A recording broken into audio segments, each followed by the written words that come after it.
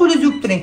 Karamas bugun oylik oldim. Aytma, senga nima olib beray oyligimni? Adasi, telefonim yaxshi ishlamayapti. Bitta yangisidan olib bering. Adasi, turing, obed bo'ldi. Ishga qachon borasiz? Yo turasizmi shunaqa? O'zingiz bilasiz. Ay, shu 7000 turuvdi, hozir shoshganda. Uf, yangisini qayerdan olaman? Sultonim, turing endi, sizni buyuk ishlar kutyapti. Yo, adasi, siz oyoq kiyimingizni yechmang. Shunda kirib ketaring. Axir bu uyi sultonisiz. Mana xotin 8-barda yaqinlashib qoldi.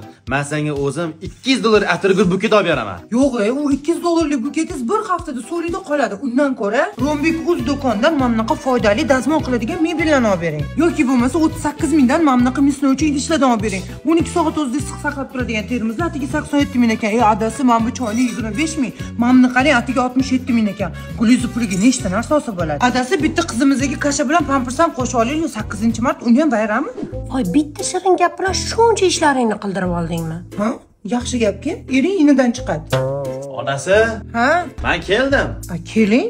Ovqat qilib bermaysanmi? Ana xolodilnikda tuxum, kolbasa sizga xohlagansiz qovurib yeyvering. Endi nimaga bunaqa muomala qilyapsan? Butun umr cho'rilik qilmayman-ku. Sultonim. Pashole.